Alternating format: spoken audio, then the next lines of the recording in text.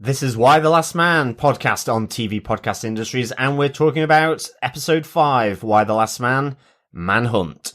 If I can figure out why you survived, and that's a big if, and I can somehow figure out a way to replicate it or replicate you, and again, that's an even bigger if, none of that even begins to scratch the surface of what we have lost, which is not, and I cannot emphasize this enough, men.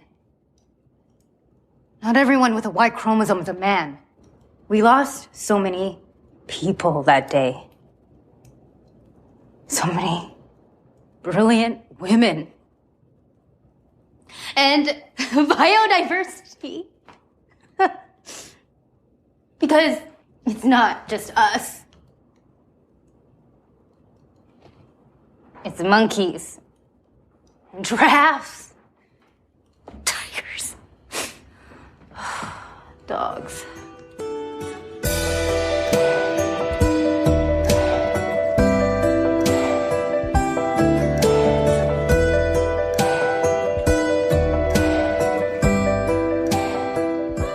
Welcome back, fellow survivors. This is Why the Last Man podcast on TV Podcast Industries, and it's episode 5, Manhunt. And that is man with double N, not one. The Doctor Alison Manhunt. Yes, indeedy doodly. I am one of your surviving hosts, John. I'm one of your other hosts, Derek. Indeedly doodly, John. Have you got Flanders here I think in the I have. post-apocalypse? Yes, I do. I do.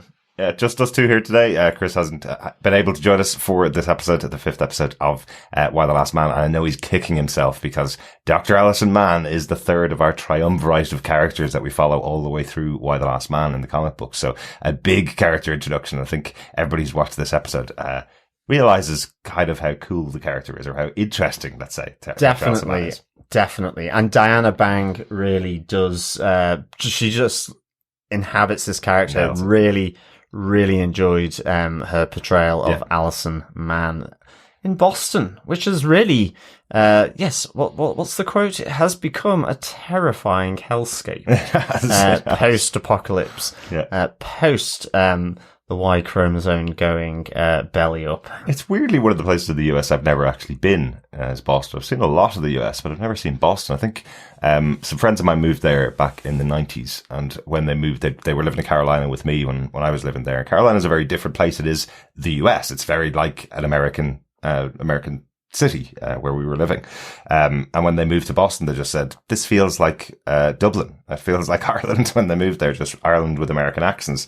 I kind of went, well, if you're living in a foreign country, why would you move to somewhere that's exactly like where you moved from? So I loved Boston. You've been to Boston? Yes, I have absolutely loved it. Yeah. And all the states north of it, because went on a trip up into Vermont and to the Von Trapp family lodge, a little slice of Austria, deep in the heart of the green, woody, forested state that is Vermont. Very strange. Alpine cows, milkmaids, all the hotel staff were dressed in all sort of Austrian, I guess, farm or peasant type clothing. Right. And really odd. That is very strange. Yes. But since you've been to Boston, do you think this does a good replication of Boston in here in Why the Last Man? Did it feel like there were real landmarks that they were at, or did you think they were just repainting some buildings in Toronto or in Well, there was Vancouver the nod to Fenway Park with the Boston Red Sox, the baseball team. Yeah. So, I mean, there was that. I can't say I recognised the stand-in for Harvard as such. I mean, kind of did go down to Cambridge whilst I was there in Boston as well, to Harvard and MIT, but I don't really recall that. I think it was more that I went with my friend to the House of Blues for a good old blues shindig. Excellent. Over breakfast. Excellent. I think it was. Yes. Yeah. None of that open here in Why the Last Man, because obviously the city's burning. So not really many concerts to go to here in this version of Boston. Anyway, I just was wondering. There's this odd thing. They were filming the show during all the COVID lockdowns. They were complying to all the regulations around COVID. I know they've said there were massive difficulties, especially early on when you go back as a production. Everybody's a bit more strict, and the rules weren't as defined. They were very specific about, you know, people not being able to film on screen at the same time or being too close to each other. And then I was looking at this episode kind of going, ooh, I wonder, did they use that to their advantage? Did they actually film on the streets of Boston while everybody was in lockdown, you know? But maybe not. Maybe it was a different city. I just don't know. Yeah, or just a set, maybe outdoor set or something. I'm sure some of our American fellow survivors may be able to tell us if it was really Boston or whether it was just a soundstage somewhere else. Absolutely. But I think before we get into our spoiler-filled discussion about episode 5 of Why the Last Man, just a quick reminder to our fellow survivors, anyone that is new joining us, you can subscribe to the podcast over on tvpodcastindustries.com. Please search for us on any good or evil podcast catcher of your choice, where you can rate us, subscribe to us, leave a review, share the love, and of course share the podcast. Yes, for sure. Absolutely. We'd also love to hear your thoughts on any of the shows we're covering. We're currently covering Why the Last Man and What If. The finale is out next week. If you want to send us any thoughts, you can email us to feedback@tvpodcastindustries.com, or if you're on Facebook, you can join us on facebook.com/groups/tvpodcastindustries. I put a spoiler post up there every week as the episodes are released, so that you can share your thoughts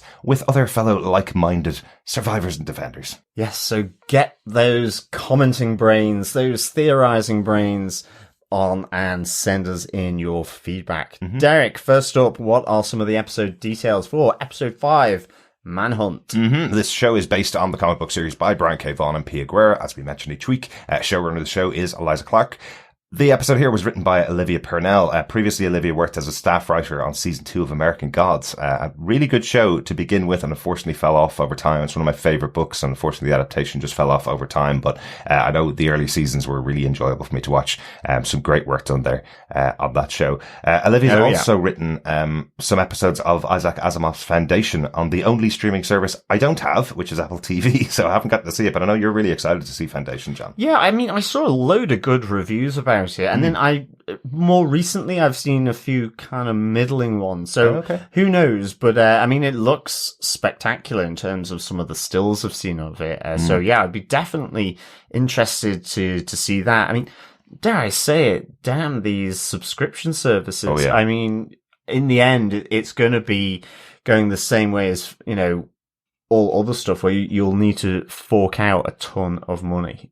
So I think we're subscribed to every single streaming service other than Apple TV, though. It's the only one we don't have, and that's partly because we don't have any Apple devices, so we don't get that notification every day going, you get this for free with your subscription or whatever it is. So I always forget there is an Apple TV streaming service, to be completely honest. Yeah, no, I do as well. And I guess they have oodles of money to throw at the TV. Yes, they do. I wish I could throw money at the TV, but maybe I will after tonight's lotto.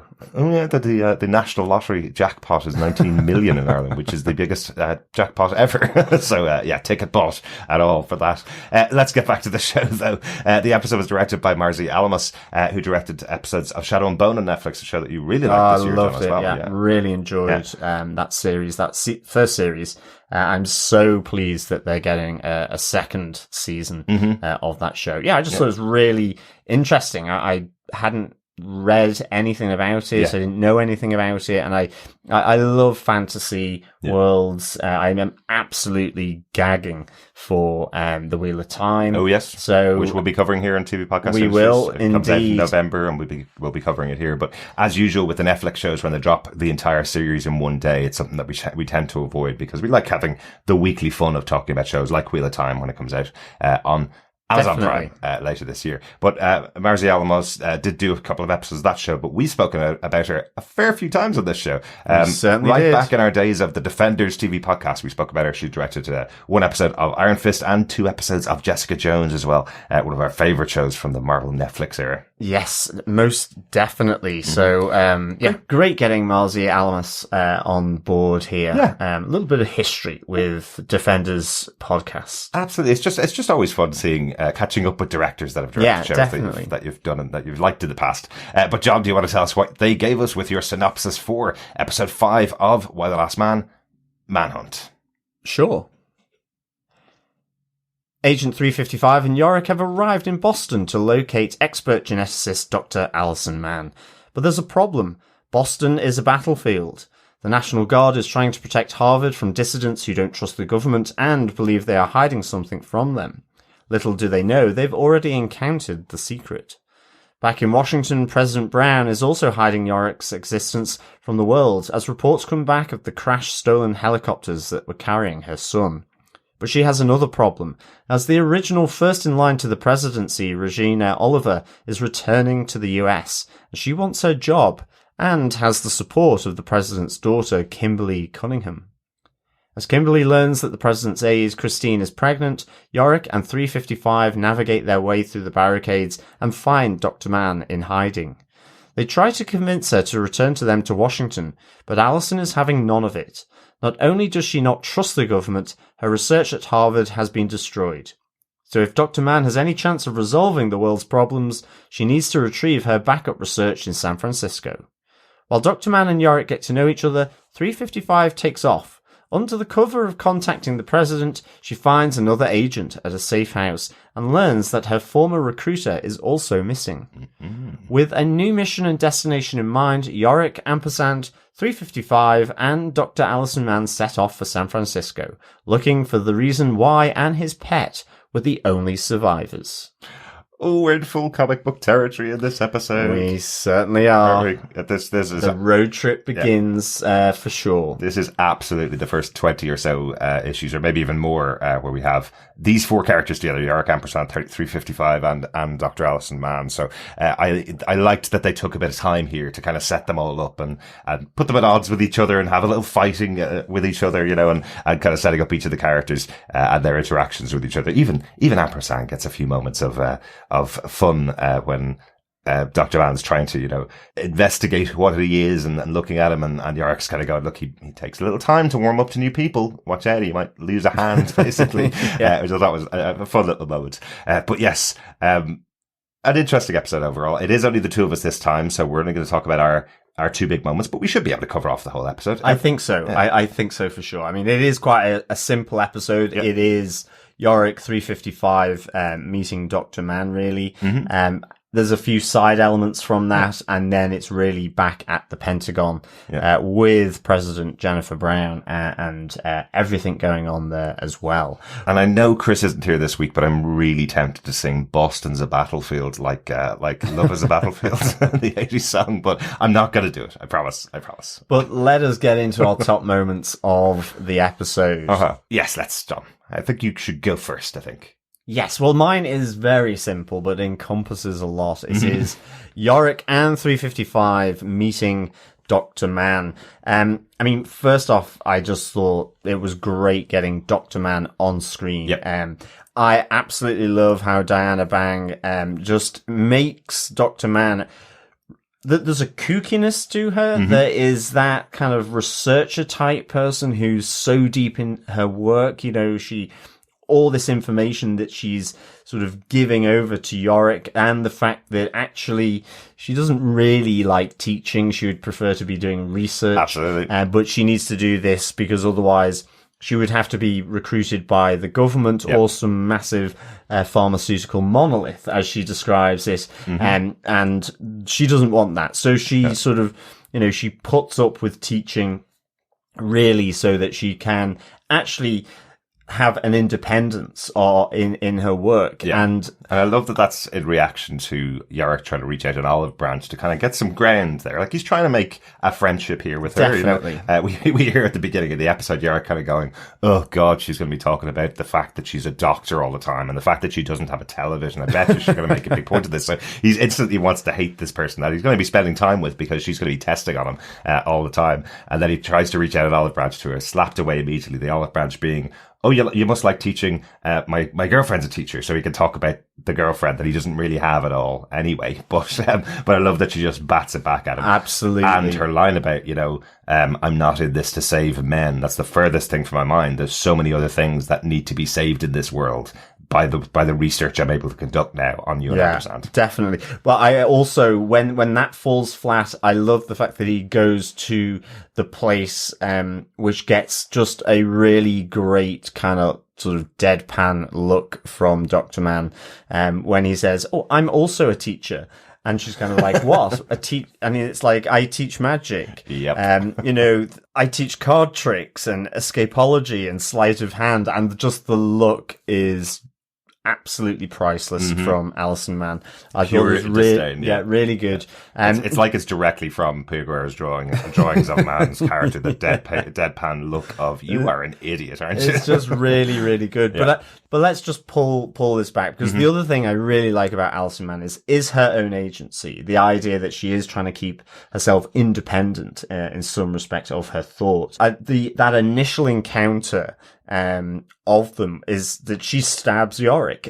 She doesn't know that it's a man, and despite that, as soon as she notices, it's you can see there's a palpable excitement as the researcher that there's a man, and certainly when she realizes that Ampersand is also male, and you on your own are useless. You and him together, now that's something I can work with. Exactly. But I also love her sort of response and how she interacts with 355, who is very, she's a spy. She's army trained. It's about following orders and duty. But Alison here is, 355 is saying the president has chosen you. You must come back to Washington. And it's like, well, no. First of all, she doesn't seem to really like this government, and she's not entirely a fan of Jennifer Brown. The most vanilla option we could have had. Exactly. And I love that actually Yorick doesn't let it slip that she's his mum until right at the end, just before they are about to head off to San Francisco. As the two of them are drunk. You probably should know that President Brown's actually my mom. Yeah. But I like how it's like, no, we have to go to San Francisco because that's where my research is. I spent 15 years on this. I need to go to that backup because here it's been destroyed, because we hear that the dissidents that are at a standoff with the National Guard in Boston, and why it is such a terrifying hellscape, have captured the science building where all her work is. And so I like that she really is like, no, I don't care whether the president is ordering me at all. And also just with the gun pointed at her by 355, and just she coolly just pushes the barrel away from her face, saying, "Can you point that somewhere else, please?" So I love this sense of her being this strong woman with a lot of agency, but she's she's to the point, direct, but she's just great. I really enjoyed seeing this character and meeting Yorick as well. I think the dynamic there between the two of them is so good. I mean, just even them getting to know one another over playing snooker, and obviously lubricated by the Chardonnay as well, and her going on about all the different possible variations of the genetics of men and women, and correcting Yorick when he says, "You said men don't exist," and she said, "No, I didn't. I said that there are multiple variations of what an infinite that can happen." So really love that sense of them, I guess, bonding over a nice cool glass of Chardonnay whilst talking science and playing pool. Absolutely. I love that Yorick's interested. I love that he's trying to get the full details from her about what her explanations of what's going on, and that's really interesting. And it's really important. We're 5 episodes into the show, and it's the simple explanation that people used to describe this book is, and as we did, I think, when we were talking about it on What If, we kind of went, what if every man in the world died? That's the simple premise behind the show. But I love that this is being brought out more with Dr. Alison Mann, and she's the right person to do it as well, obviously being a geneticist. Her specifically going, it's not just the fact that every person with a Y chromosome died that day. There's loads of people that didn't know they had a Y chromosome that died that day. Loads of people were lost. But you're forgetting about the biodiversity within the world. You're forgetting about the fact that, every type of animal has also lost the male part of that, which means the food supply will run out, or the meat supply will run out at some point, because they won't be able to sustain life. Yeah. There's loads of animals, dogs and cats, pets that we've had for years. They're all going to die out over time as well, This is a massively important impact that's happened on the world. It's not just that women have risen up, as we mentioned before. It's not just that women have risen up and taken over the world, which is a completely different story.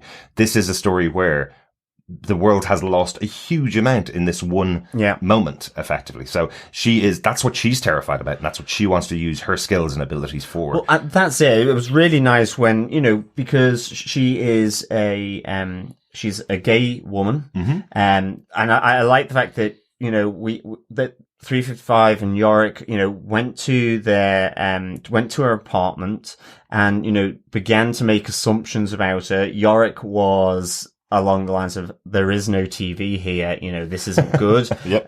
But it was also both of them seeing a cot in the apartment, believing that she had a child. Mm-hmm. And, but she doesn't. And, she is a lesbian. And I really sort of like the fact that that's where this discussion, trying to sort of widen Yorick's mind, that it wasn't just human men that died, as you say, it was the other species. But she also said, we lost so many good people. She Exactly. kind of just neutralized that gender element. Yeah. And talking about the different variations were, as you say, people who actually would have thought they were women died because they had the Y chromosome. Exactly. From the different genetic variations that she discusses. So I thought that was really, really interesting. But I love the way, as you say, it just broadened all of that out as well there. I liked her sort of kind of dissing Yorick's mum, really, all the way through this. I don't think she has much love for these dissidents, but she's also not entirely critical of them. She makes she hasn't joined them. Yeah. No, exactly. And that's, another part where she, faces up to 355, where, 355 is saying these dissidents, they're crazy. We get this really nice, sort of wall with graffiti on it, with a whole rake of different things such as lies, hoax, liar with a picture of Jennifer Brown, that they're wanting answers, with text with, what you did, this whole idea that, 355 and indeed the Jennifer Brown administration and the people there in the Pentagon, that these are all sort of crazy weirdos and dissidents and different factions. And I like that Alison Mann actually says, but they believe that the government is hiding something from them as to what happened. And she says, they're right, pointing at Yorick. So that's not crazy. Yeah. And she talks of her experience that, every day there are secret there are labs that are doing secret tests around viruses, bacteria. Not to say conspiracy theories, but I mean it's the reason why, as public servants, you sign the Secrets Act. Say if you're in the UK, there is things like GCHQ. There is a MI5 and an MI6. I mean, there is secrecy, of course, at the heart of government from a political and a security point of view. Yeah. As much as in business, you have that from a, intellectual property or all these types of things that are, confidential in whatever way and to whatever degree. So I liked her challenge to 355 as well, because, I think you can easily see things as black and white here, of, the Brown government trying to sort of bring society back, rescue it, which they are, and the dissidents just being against that, or with, it was all the men that died, but just human men. And I think it's really nice seeing Alison Mann's conversations over the course of this episode really just widen and broaden and show the complexity of what's happening here. Really, really good. And that's one of the reasons why you do this as a TV show rather than as a single movie or something like that. You have to bring in all of these discussions into the show. And I think Dr. Mann is a really interesting character to do that. You say that she's not a conspiracy theorist, but some of the things she's talking about are absolutely conspiracy theories. And she is saying, I'm standing here in front of the last man alive. and the government knew about him. So therefore the government is hiding things from us. Yeah, absolutely. And she's connecting those two dots together, which is something that conspiracy theorists do all the time. They find one thing that they can latch onto and then say that's the proof of all the other conspiracy theories that we have. So that's partly an element of Dr. Mann's character. She's a very different character. She's not a lovable, sweet scientist that's going to jump on board the train here. She's going to use what 355 is offering, which is effectively the connection with the president. She's saying to them, I need to get to San Francisco. Well, you have a connection with the president. Let's get a plane and we can get there really quickly rather than walking there. It's not that I'm joining your gang to do what the president wants us to do. It's, I want to continue my research that I've been working on for 15 years. And I love the fact that some of that research isn't entirely legal and it's human cloning, and the look on Yorick's face, this idea of multiple Yoricks being produced here. I feel like there's a few watchers of the show that wouldn't be happy with that either. I just thought that was really the expression from Yorick was priceless at that. And I think, something you can tell is at the back of his mind, he brings it up again, about being cloned, this idea that he it's some kind of, dystopian, science fiction movie that he remembers from, watching as a kid or something around cloning. I thought was really, really good. I think the other thing I really liked in this was that, speaking of the different factions that are kind of doing tit-for-tat fighting with the government, is that they actually have met that secret as well in one of their sort of safe houses. Whilst Yorick is sort of left by 355 so she can scope out the area and everything. He goes in. He uses his lock picking abilities and escapology to get in there.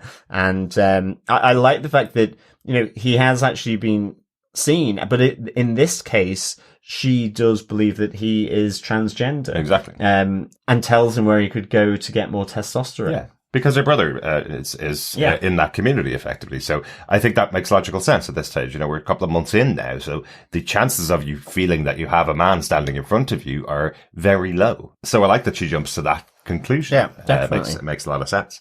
We give Yorick a lot of criticism in the first couple of episodes for this idea that he'll run off at the drop of a hat, and that he'll make these stupid decisions to run away and put himself in danger where he can't be put in danger.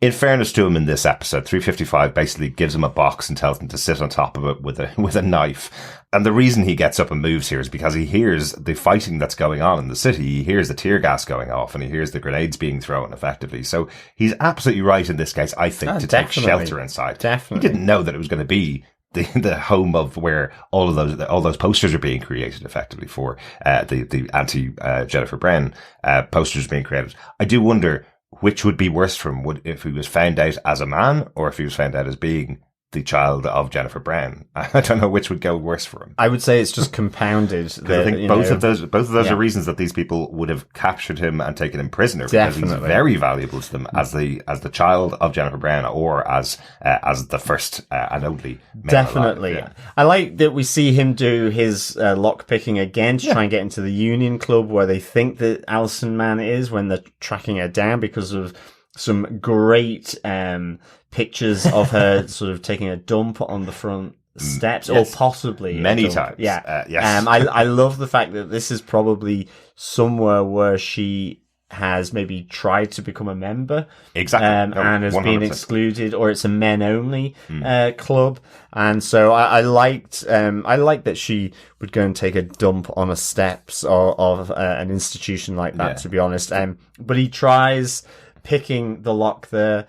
355 is basically gives him a time limit. He says, give me a minute.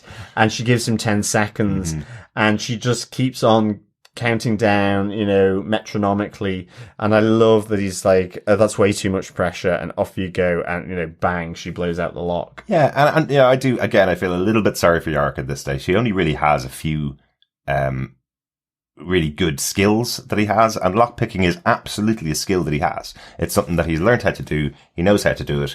And this was his opportunity to impress 355 with his skill.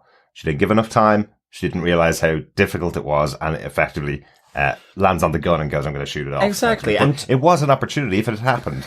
you know, in future this will come into play. Or I assume his lockpicking skills will come into play and get them out of some sticky situations. Yeah, That's what, and his escapology, I guess. yeah, absolutely. But this is the first opportunity he's really had to show off, and she's kind of going, "Nah, I could do it easier with my gun," basically. And I guess to the point of the stabbing of Yorick by Alison Mann, you know, when she's being given out to by 355, she said, I just thought that you know, the people that used a gun to open my door were possibly here to hurt me. You know, you can't really argue with that reasoning. So, this for me was just great. Loved the interaction of these three characters. Absolutely. One of the things I will give huge props. I think it'll be between Diana Bang, the writer of the episode, and the director for the episode.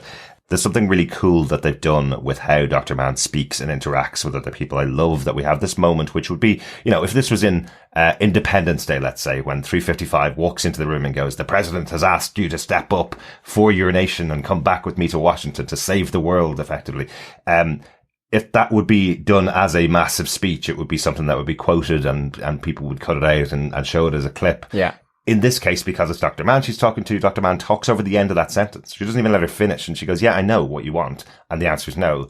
And when 355 is taken aback by being talked over, when she has this big delivery, a big speech, it's like the response from Dr. Mann is like, "Oh, I'm sorry. What I meant to say was, no, thank you." I love that. Yeah. And all the way throughout the little bits in the background that are going on, again, from the director and the writer of the episode, there's little cues of who this character is. When Yorick and 355 are exploring her apartment, you see the list of people who've won the same prize as Alison Mann, listed on a board, like a plaque, effectively, that she was obviously given when she won this award. And every single one of them has a note over them saying how much she hates them, effectively, and what's wrong with them, why she doesn't like them. So she has no time for the scientific community at all. She knows how good she is, and she knows she deserves everything she gets. All the penises drawing on pictures of the men that formed this club that she's now taken over. Really good. Great little touches of who this character is. There was. And there's the moment as well where she's changing her top, and there looks as well to be some scars on her belly, which I'm not entirely sure what they are, and I'm not entirely sure I remember from the comics. Okay.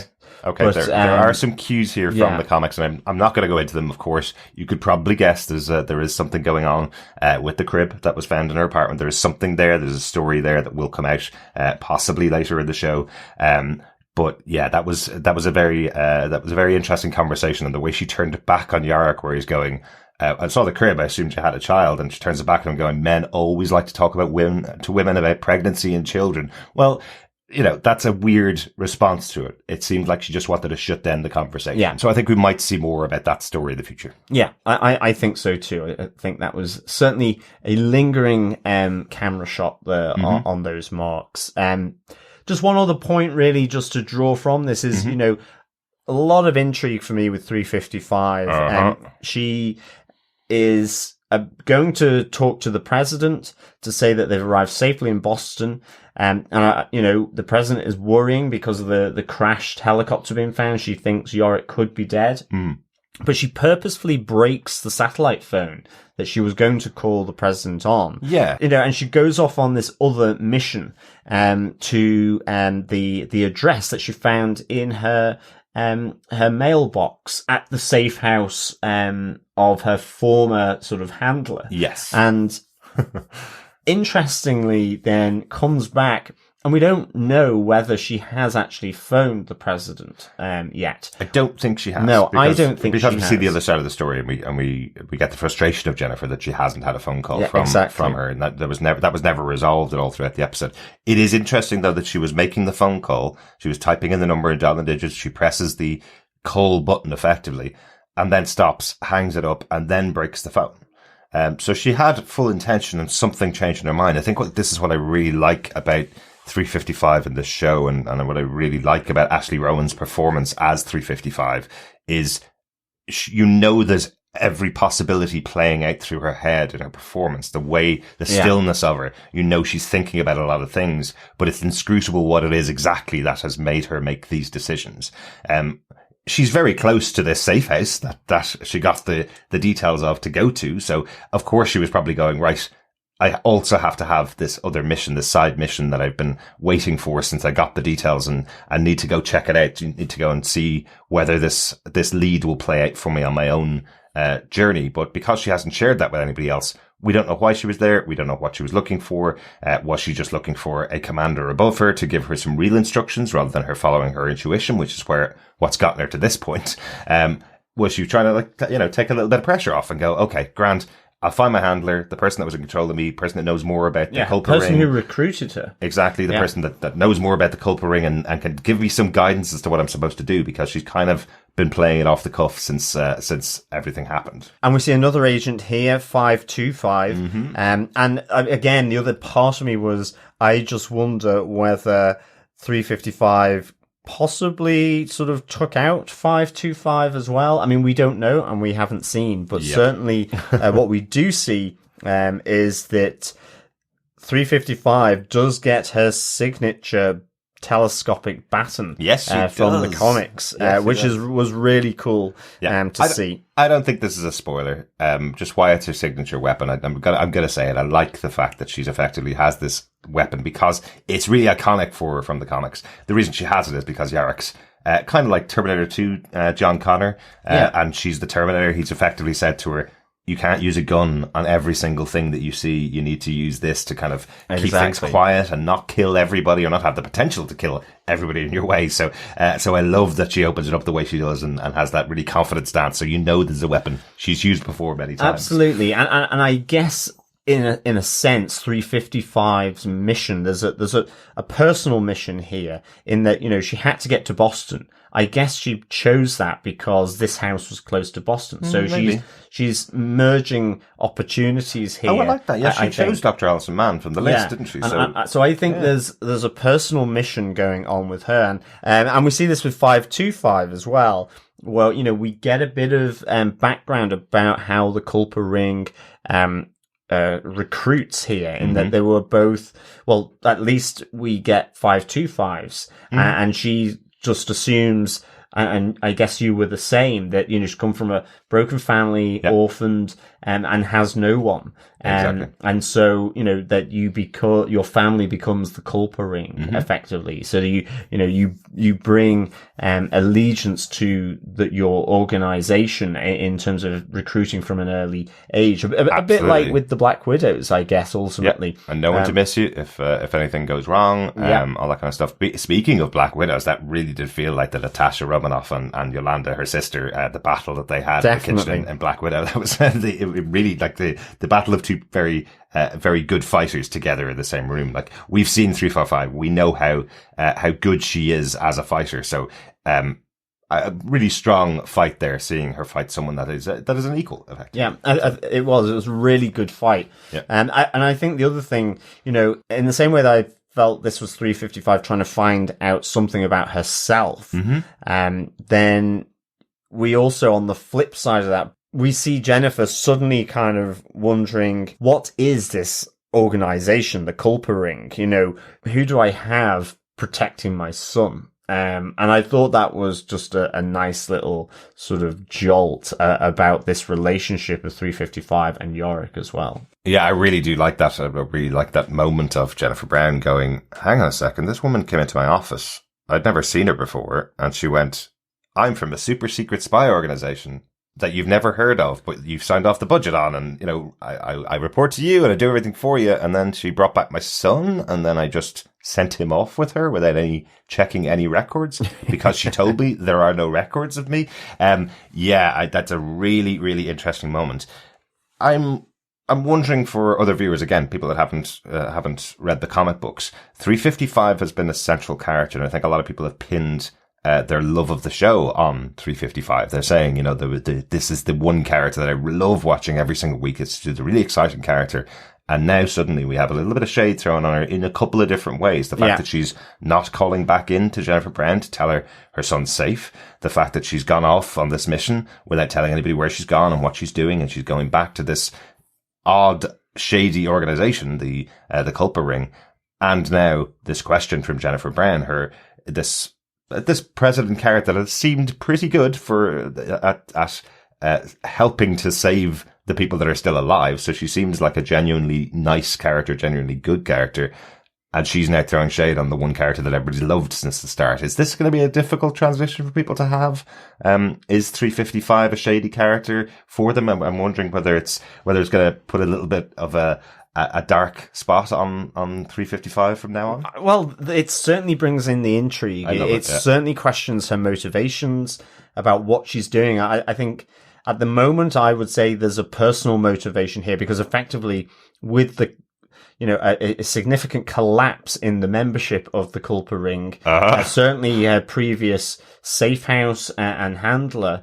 And then she has lost her family. That's her family being lost. She doesn't, I get the impression she would have a similar background to 525 and her story. Yep. And I think that's what's being done by proxy here to maintain that mystery of 355. And so I think, it just questions elements of it. At the moment, I feel it's more a personal side rather than she's suddenly going to turn against the presidency or even Yorick. But nonetheless, once or if she finds her recruiter, the person that's recruited them, and seemingly, all the other female agents have kind of taken that cue, I guess, from their own safety deposit box and personal items that they had. I guess that, she, 525 has also had that address. Yeah. So, or she had a clue to get her there. The important thing at the moment is the recruiter isn't there.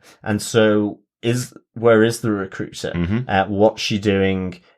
Is she in fact still alive? And so I think there's a really, it just adds another layer of intrigue, but also complexity to this relationship of 355 to Yorick, but also the president and the institution of the presidency. So it was really good. I wonder, does it add a little bit of extra complexity to the audience that they weren't expecting? Is the big question as well. So I wonder how it's turned people around on the character, if it has at all, because it is all shade here. And as far as I remember from the comic books, the moment when Jennifer Brown questions, who the hell have I put my son with? I think it was the end of an issue, and you waited a month to find out the next part of the story. So luckily we don't have to wait a month for the final. It is a great moment, though. I love that. I love that she confides with her assistant Christine. I love that you get the coders to try and break it into those hard drives that 355 brought back. I'll worry about the excuses around it. Exactly. Let's find out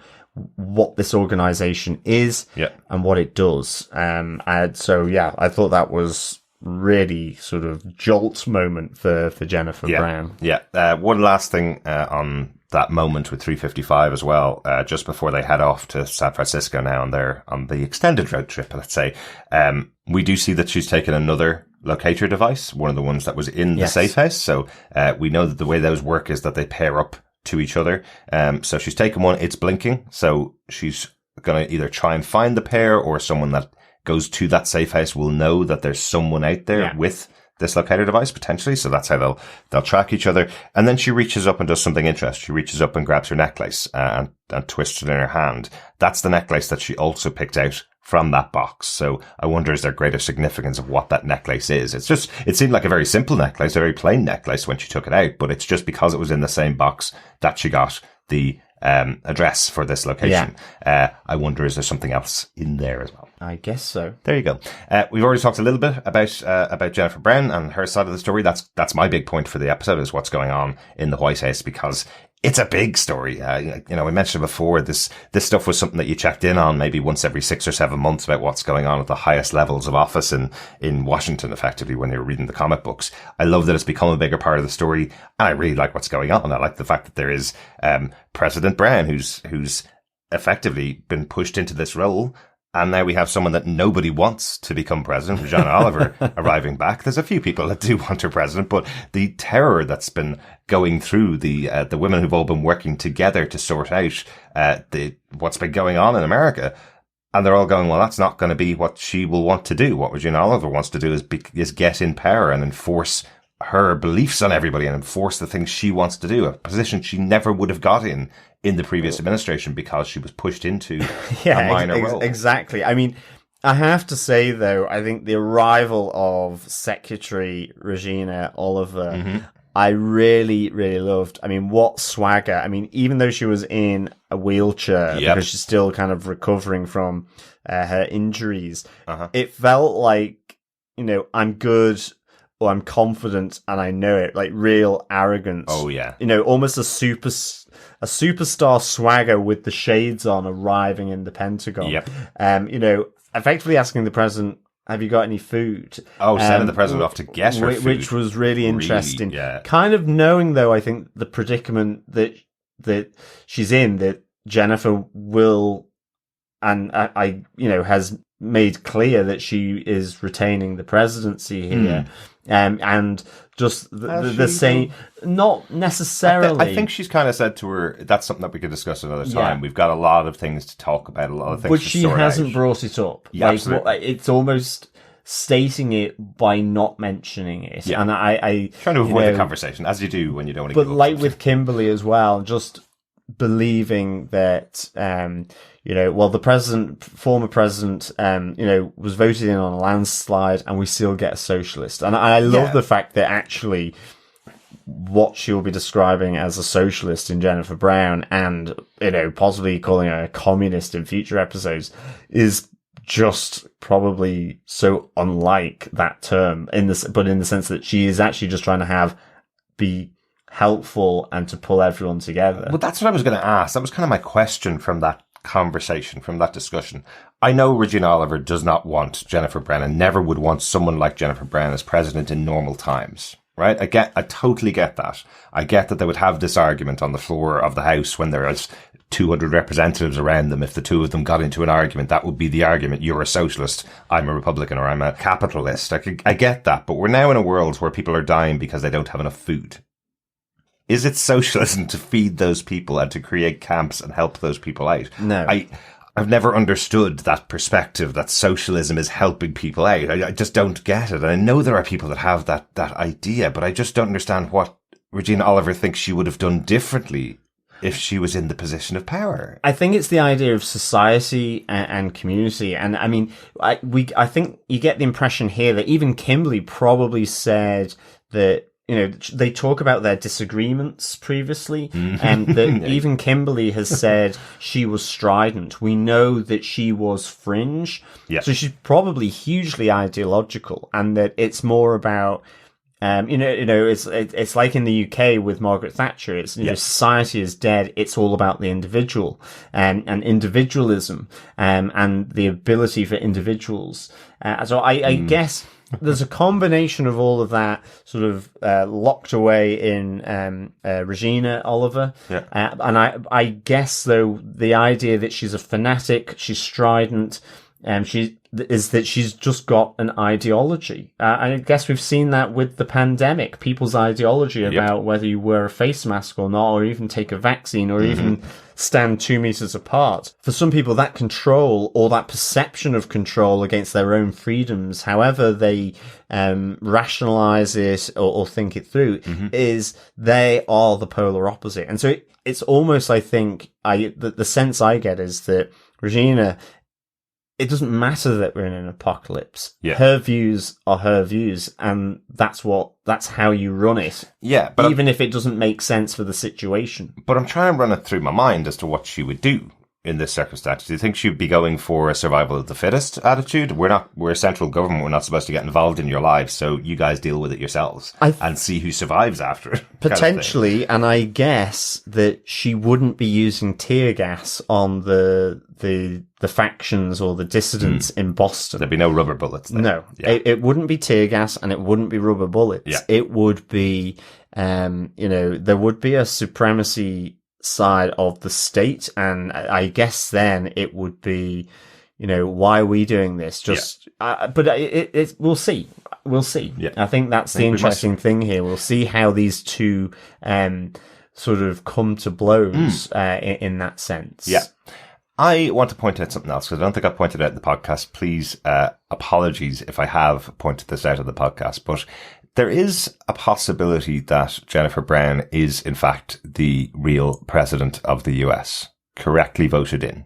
There's a mention in the third episode, I think it is, when Yorick is finally meets his mother and gets the explanation of what she is and where she is, that she became Speaker of the House and then became President. And in order to do that, she got promoted to there while they were searching for someone that could be alive and take over the presidency, and then got promoted into the president's seat when they realized there is nobody else to take over that position. So technically, the standing government have decided that she is the one to lead the country, right? Now Regina Oliver's come back, and she has a claim on that throne, I will say. So there is a claim there, but technical process is she's moved up through the ranks. Jennifer Brown has moved up through the ranks and gone into the position of president. So I wonder, is there an argument there? They'll have to look through the Constitution. I don't know whether we have time for that in a show about the apocalypse. But I wonder, does she have to be impeached to lose the position of president and put Regina Oliver in there? Or is that the argument that they're going to have potentially later on in the series? Because I don't think a lot of people want Regina Oliver to just swagger in there and take over the seat just because she was next in line in some really distant list that nobody thought possible. Well, I get the sense that the cabinet, as it's construed at the moment, doesn't want that either. So I guess it will be this, politics is power. So it'll be the power play. And we've seen Kimberly sort of lining herself up. Absolutely. We saw whether it's about trying to get leverage over Jennifer, or like in this episode with Christine, but also it's the wink wink nudge nudge to Regina, which is we need to stick together, and recruiting people of like mind. And Kimberly already has a good army of people behind her, absolutely, as well. Remember, that don't feel that just because those women were in specific positions of power that they have any more right to the wives of senators that were in this Republican administration when this whole thing went down. So there's a good old battle going to be going on in Washington. I'm really intrigued by that, and it's something, as I say, it's not as detailed in the comics. It's there, it's in the background, but it's not as detailed in the comics, and it's something that I do really like. I do like political intrigue in TV shows and movies, and I think they're doing it really well. And I do think Diane Lane is playing it so well in the show. The fact that she's dealing with the family side of things, that moment when she's being told the helicopters are going down, and you see her under the table holding the hand of Christine, who's calming her down, and above the table she has to show as if she doesn't know anything different other than two pilots stole helicopters. So I love that she's playing that. I love that she breaks down in her room. How she plays that is really interesting. The fact that she thinks Yorick's gone, and then outside she's dealing with this threat to her presidency, effectively. And she believes she's the right person for the job because she's doing, with the team around her, they're all doing everything they can to help the people that are suffering out in the world. And she knows if Regina Oliver gets in there, that's just her gaining power, effectively. I do want to talk about Christine a little bit in this episode, because I think this is throwing up another quite controversial, quite difficult topic to talk about. This show is definitely not shying away from difficult topics and difficult ideals, but we have Christine effectively confirming that she's pregnant. In this episode, it's 12 weeks now, 3 months since the apocalypse started. So we think it might have been the guy that she went on a date with. On that first night when she went out, the date to pick up the dry cleaning for Jennifer Brown. I think it might be that might be the father. But the difficult part of this is, number one, that the only other person that knows about it is the doctor and Kimberly. They're the people that know about it. Kimberly's one person you don't want to have that information in the hands of. The fact there hasn't been that many births since the apocalypse began, effectively, since this nightmare scenario happened, especially in an environment in the White House or in the Pentagon. The Doctor hasn't seen any of this, so I love how the Doctor plays this moment. Yeah, it's really good. But you also feel, even though Kimberly's saying this absolutely stays between us, this is a very private situation, I wonder what will change that situation. I wonder what will make that an escalated situation. And I think the clue is in Christine's response to being told that she's 12 weeks pregnant. Yeah. Where she's told, you're having a girl, and she says, I'm not having anything. So it feels like she doesn't want to be pregnant. She was a career person when she was going in there. She was dating, but it seems like this pregnancy has taken her completely unawares. And in another society, she may not have kept this child or this pregnancy. She may have terminated it in another world, in the normal world pre-apocalypse. And now she's stuck in this situation. So I wonder, again, we've got someone like Kimberly who is very strong Republican with those kind of beliefs, probably very anti-abortion given the kind of society that they're in here. And I wonder, will that raise its head when Christine may choose not to give birth. Well, that's it. I mean, I think this will be really interesting to see because, I mean, you know, when Christine has the moment where she is bleeding and she just says to Kimberly, could you try and blackmail me another time? You know, because it's to what extent is Kimberly, you know, how is she going to leverage this over Christine in order to get to Jennifer? Or will it become this rallying cry moment of, you know, what Christine wants for herself at this moment, and maybe other elements connected around this, and what Kimberly wants to use it for. And I think that will be the interesting thing moving forward here, because, you know, this is very early days as to what's happened. But you get that sense when they pass on the corridor and it's all smiles from Christine to Kimberly, but she knows that the last person she wants to know about this is Kimberly, and you see her face drop as she walks away. Yeah. And as they pass on the corridor. Yeah. So, and again, this will be a really interesting side of this story, because as well, I guess everything in the Pentagon at the moment is quite claustrophobic as well. So it's this pressure box beginning to gain more pressure. Yeah, absolutely. And you can see with Christine, she can't exactly reach out to Jennifer and tell her what's going on. She can't tell Jennifer that she's pregnant because Jennifer's going through everything else that's happening. She's being challenged for the presidency and thinks that she's lost her child.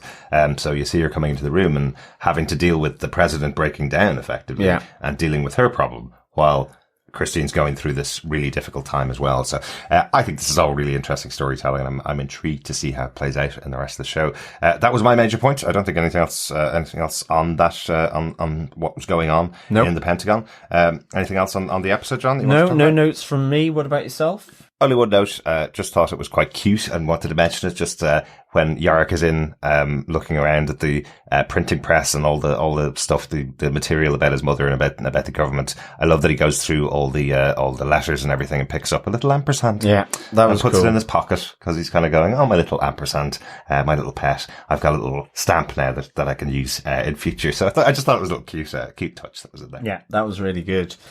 But Derek, with the roundup, what did you think of this episode of Y: The Last Man?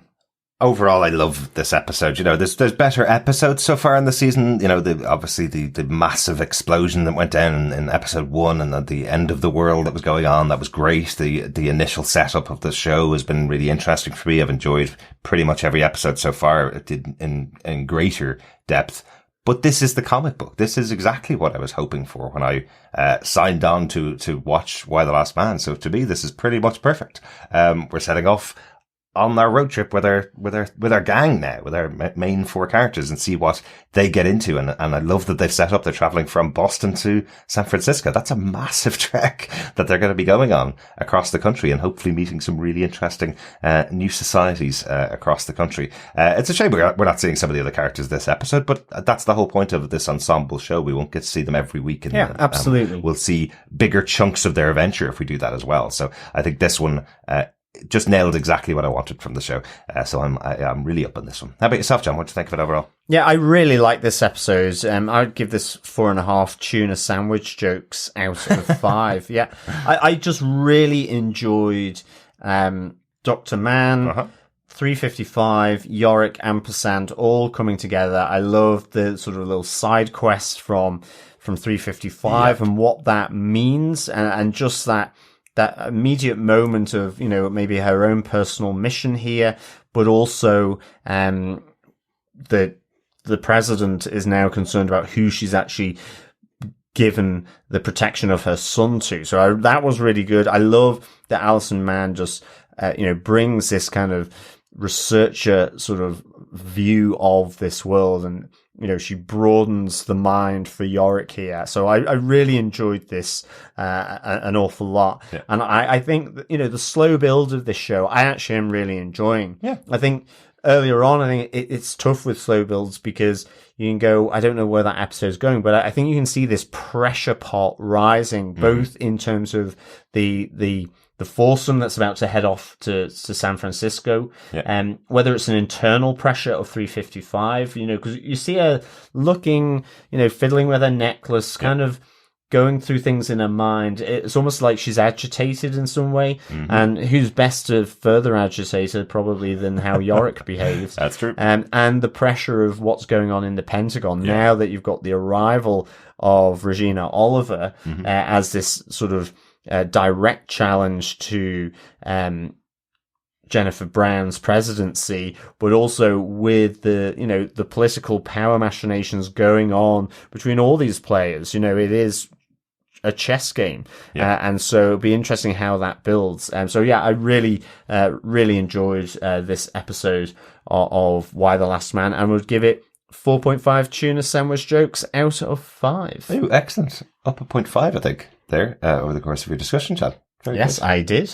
Very good. I think this just long form storytelling with a definitive ending is what we have at Why the Last Man, which I really like. The fact they're spending some extra time with characters than you would if it was just a movie or just a one series event or something like that. We're actually getting some real time with the characters, which I'm really enjoying. Thank you so much, fellow survivors, for joining us for our discussion about Why the Last Man. We'll get on to some feedback from you in a mo. But just to say, if you do want to support the podcast and support what we do here, you can go over to patreon.com/TV Podcast Industries. Support us for any amount monthly, and we will give you a huge thank you, of course, on the podcast. You can also support us by going to buymeacoffee.com/TVPI and buy me a coffee to edit all the podcasting goodness that's been coming out here. But another great way to support us is sharing the podcast. Can't stress enough, sharing the podcast with other people and the people that follow you on your social accounts. It does get the podcast out there, and we'd love to have even more fellow survivors. Absolutely. Any which way you wish to support us is fantastic and very, very much appreciated from all of us here on TV Podcast Industries. Absolutely. But I think with that, let us get on with our feedback. Yep. Yes. First off, we got an email through feedback@tvpodcastindustries.com from Bart McKendry in Canada. John, Chris, and Derek, I enjoy listening to your reviews of Why the Last Man. I am trying to decide if this show is for me. I've watched 4 episodes now. I am concerned that this show is too much drama and too little sci-fi. I am a post-apocalypse genre fan.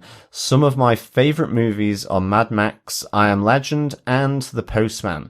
TV shows like The 100, The Last Ship, Revolution. I enjoy solving the mystery of what happened, lessons of survival and resource management.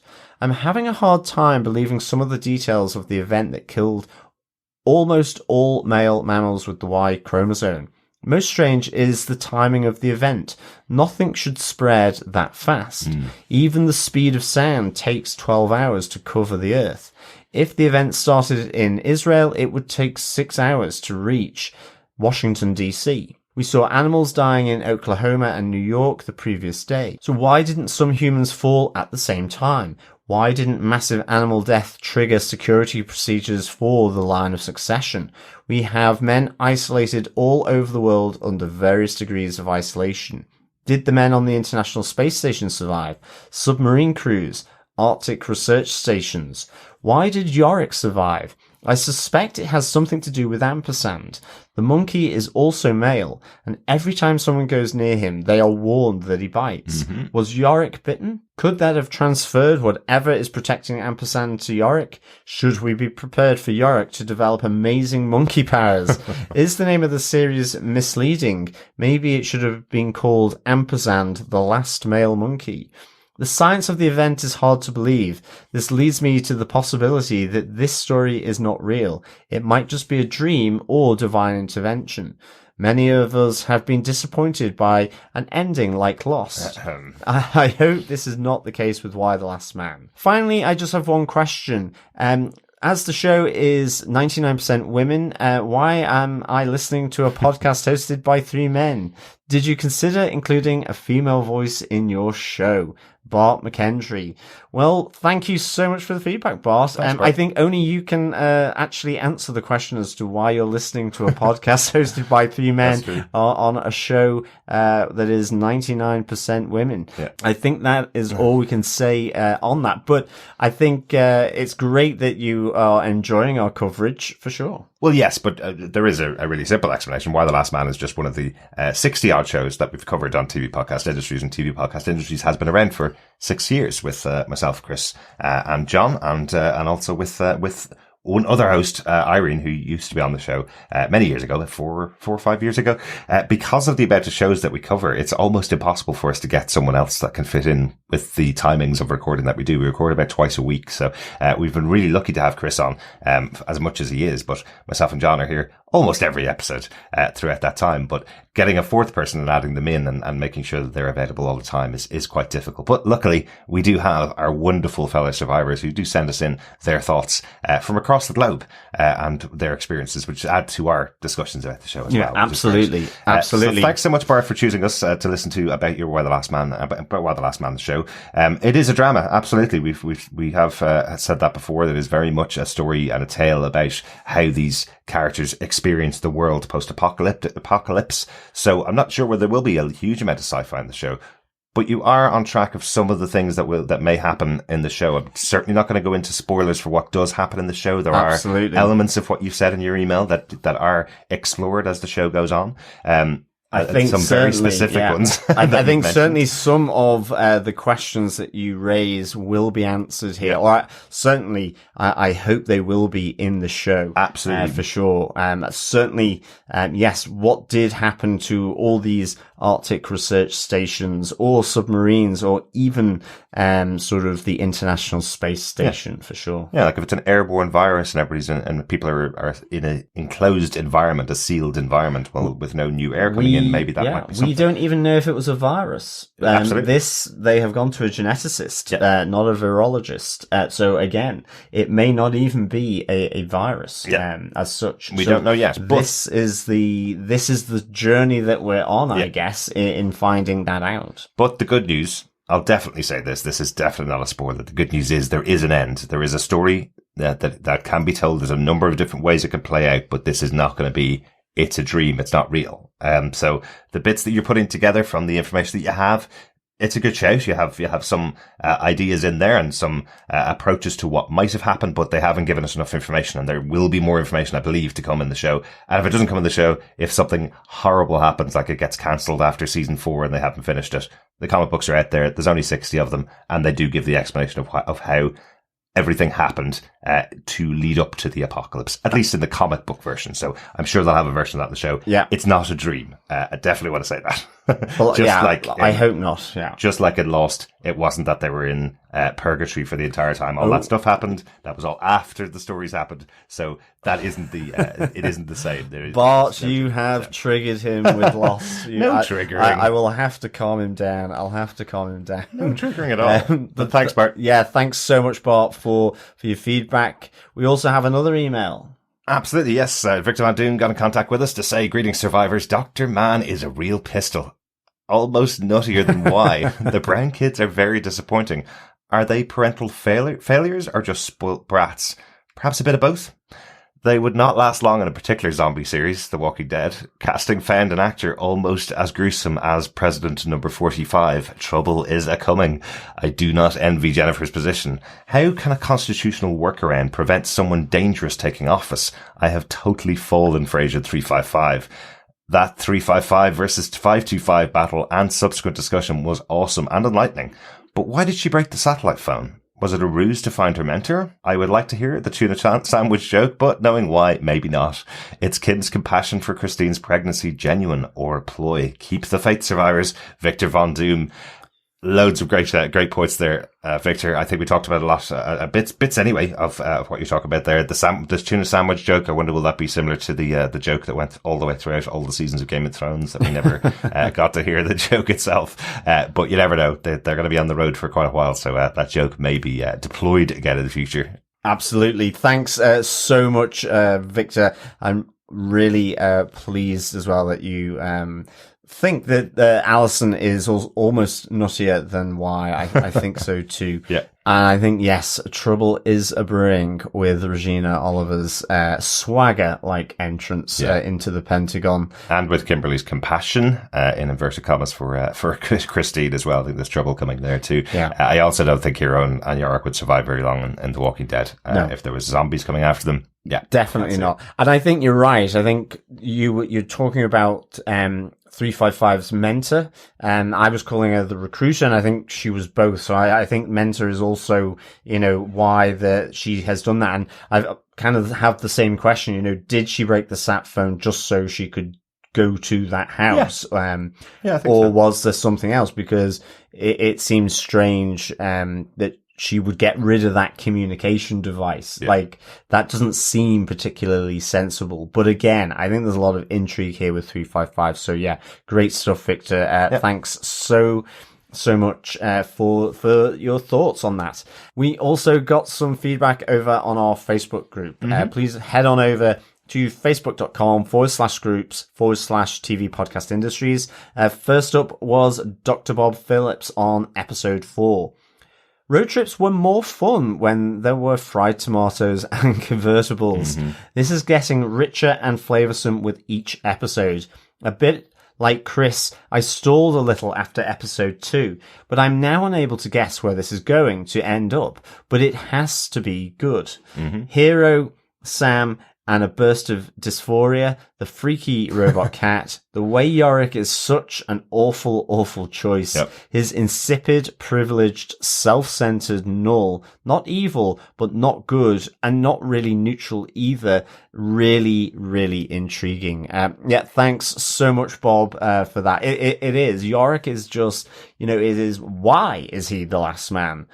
He is, just, I think, yes, that centered null is a really good description of him, for sure. Bob. Yep. Thanks so much, Dr. Bob. Yeah, thanks, Dr. Bob. Joe Stively says, this episode did a lot to make me like Yorick. I think I'm just going to have to accept that Y is going to be an absolute idiot and make dumb decisions, not unlike some men I know, but at least he was showing some compassion this week. But this episode did also lower my opinion of Agent 355. She's played as boss level badass, and she got snuck on twice. Not a great look.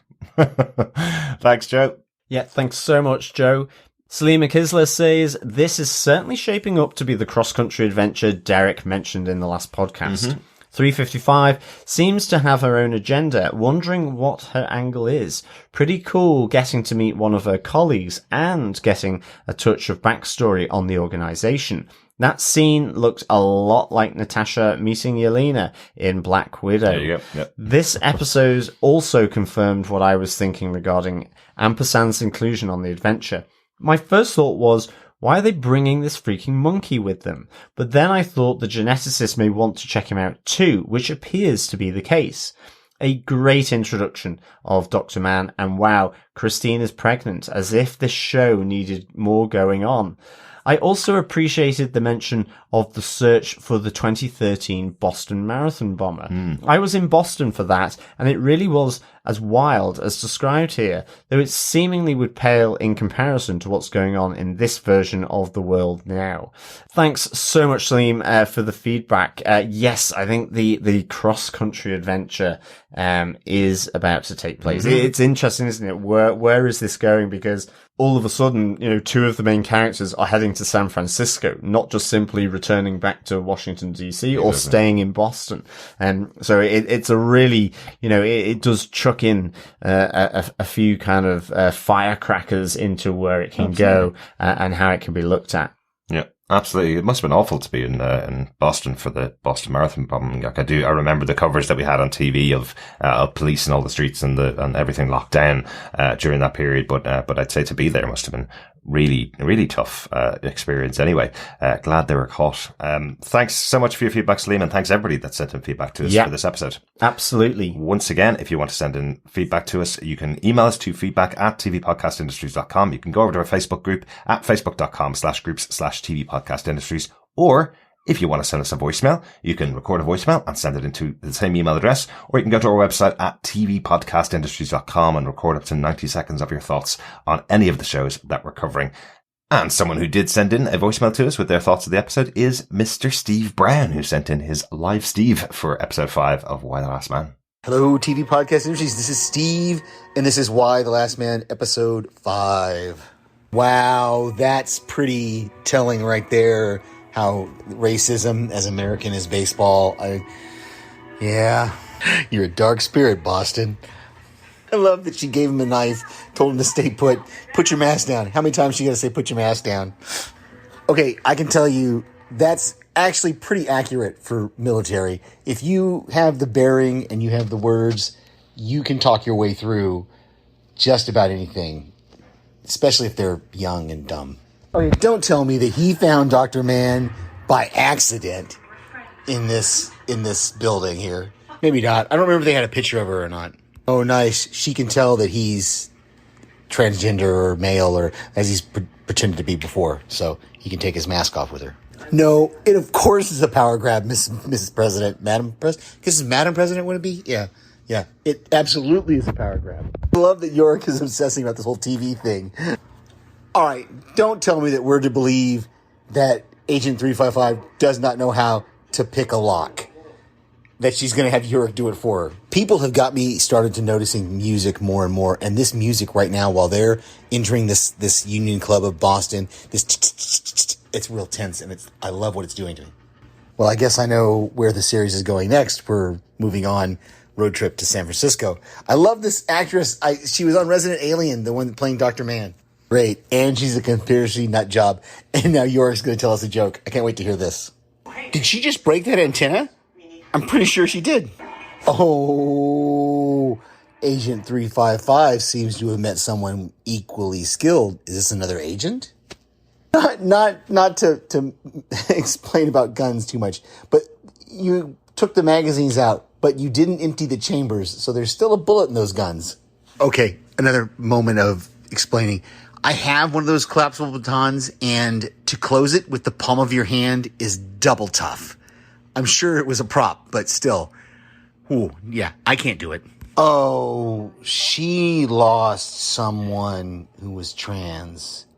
I'm sorry, this is the whole scene with Dr. Mann and Yorick. So she's carrying a locator. Okay, I'm sorry. Can't wait to hear you guys talk about this one. Talk to you later. Thanks so much, Steve. The roller coaster ride of the live, Steve. It's a great fun hearing that. Really, really interesting getting your perspective, of course, having been in the army and your perspective on some of the elements that are going on there. I love the idea that as long as you got your bearing and as long as you have confidence enough, you can pretty much get through any group, especially if they're young.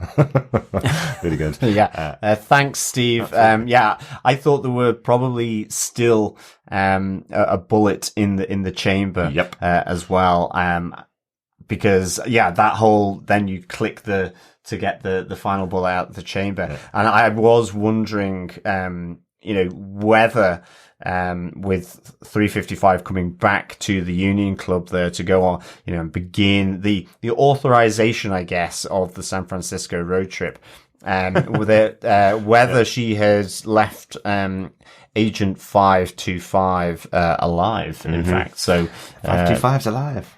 525's alive, or not, maybe. Yeah. Also, I didn't mention the music in the episode either, but that music that they used did sound like the composer for this episode has chosen some things that are going on in the scene to use as the music, and here it sounded like it was chopper blades that were forming the music for that really tense scene. And because this part of the episode at least was talking about the crash, the helicopter crash, of course, I was wondering whether it was just being connected in there, but I am certainly not an expert on the music. Very good. I like it. And Steve, yes, signature weapon for 355 is her baton. So, it's cool to see her do something that is really difficult. And I love you saying that it would be almost impossible to do even for you. So it is really difficult, but it is like her signature weapon, her superhero weapon, let's say. Good stuff. Thanks so much, Steve. Yeah. For your feedback and live review of episode 5 of Why the Last Man. Yeah. Thank you so much, fellow survivors, for joining us for this episode. We will, of course, be back with Why the Last Man, episode 6, Weird Al is Dead, next week. And of course, we're also covering Marvel's What If as well, weekly, and we will be looking at the 9th and final episode of the first series of Marvel's What If, next week as well. Yes, so please, join us, for our discussions around everything why and around everything what if. Absolutely. We've been really glad to have all of you on board, and great to hear all your thoughts and feedback throughout both of those shows. Looking forward to episode 6 of Why the Last Man next week and the finale of What If. Thanks so much for joining us. Talk to you again soon. Yeah, thanks so much, fellow survivors. Remember, keep watching, keep listening, and keep surviving. Bye. Bye.